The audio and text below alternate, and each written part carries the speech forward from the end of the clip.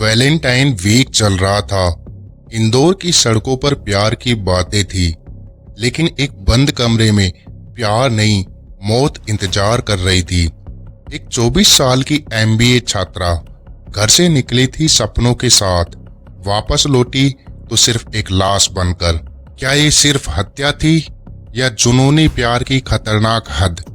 प्यार या पोजीशन, दोनों एक ही कॉलेज में पढ़ते थे।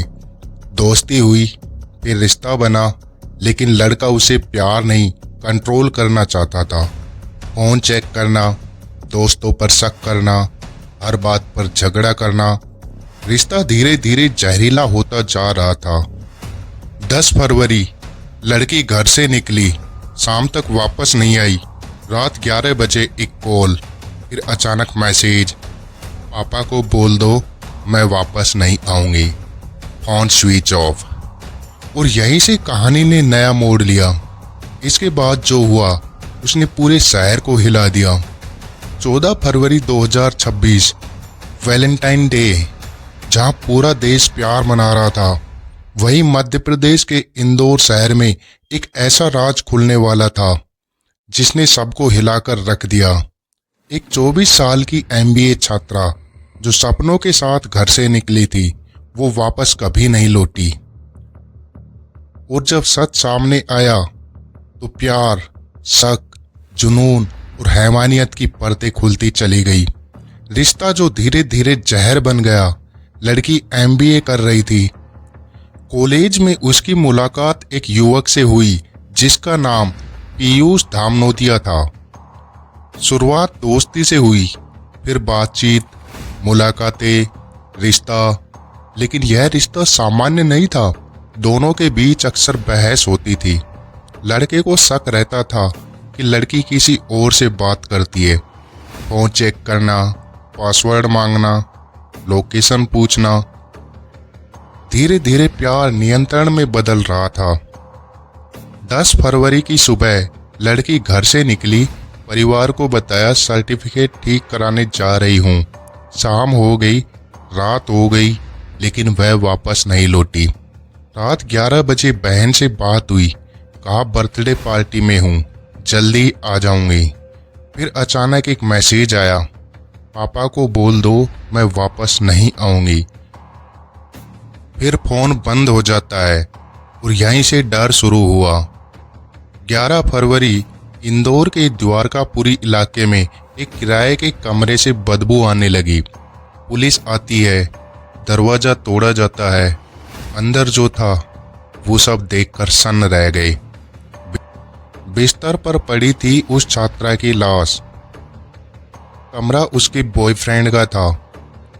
पुलिस जांच में सामने आया, लड़के ने लड़की को गिफ्ट देने के बहाने बुलाया। कमरे में बहस हुई। आरोप है कि उसने उसे काबू में किया, हाथ पैर बांधे, मुंह दबाया और गला घोट दिया। पोस्टमार्टम रिपोर्ट में दम घुटने की पुष्टि हुई, लेकिन कहानी यहीं खत्म नहीं हुई।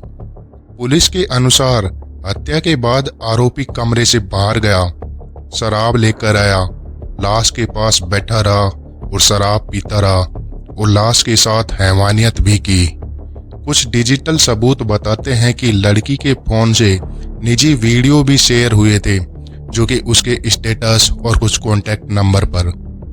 यह सिर्फ हत्या नहीं थी, यह मानसिक विकृति का मामला बन चुका था। हत्या के बाद वह इंदौर से फरार हुआ, मुंबई की ओर भागा, मोबाइल तोड़ा, लोकेशन बदलता रहा। बताया जाता है कि उसने अगरबत्ती जलाई और ऑनलाइन वीडियो देखकर आत्मा से बात करने की कोशिश की। क्या यह पछतावा था या अपराध बोध से पागलपन? 14 फरवरी की सुबह मुंबई के अंधेरी इलाके से पुलिस ने उसे पकड़ लिया। जब मीडिया ने पूछा तो उसका जवाब था, हो गया जो हो गया, क्या करोगे जान के। चेहरे पर पछतावा नहीं था, सिर्फ अजीब सी शांति। आरोपी न्यायिक हिरासत में है।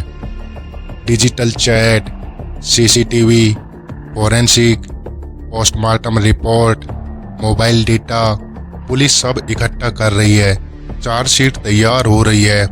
यह केस सिर्फ मर्डर नहीं था, यह था अधिकार की भावना, स्वयं की जरूरतें, जलन होना, नियंत्रण करना, जुनूनी प्यार का खतरनाक रूप, शक का जहर, रिश्तों में कंट्रोल की बीमारी। जब प्यार अधिकार बन जाता है और अधिकार हिंसा में बदल जाता है तो अंजाम यही होता है। एक लड़की के सपने खत्म हो गए, एक परिवार उजड़ गया और एक युवक अपनी ही सनक का कैदी बन गया। याद रखिए, प्यार में भरोसा जरूरी है, शक नहीं। जब प्यार अधिकार में बदल जाए और अधिकार हिंसा में तो अंजाम खौफनाक होता है। एक MBA छात्रा जिसके सपने थे, कैरियर था, परिवार था, आज सिर्फ एक केस फाइल बन चुकी है। सवाल सिर्फ ये भी है, क्या शक प्यार से बड़ा हो सकता है? ये थी इंदौर MBA मर्डर केस की पूरी सच्चाई। अगर आपको ये वीडियो जानकारीपूर्ण लगी हो तो चैनल को सब्सक्राइब करना मत भूलिए। मैं हूं आपका होस्ट एंकर रॉकी और आप देख रहे हैं एंकर रॉकी क्राइम स्टोरीज।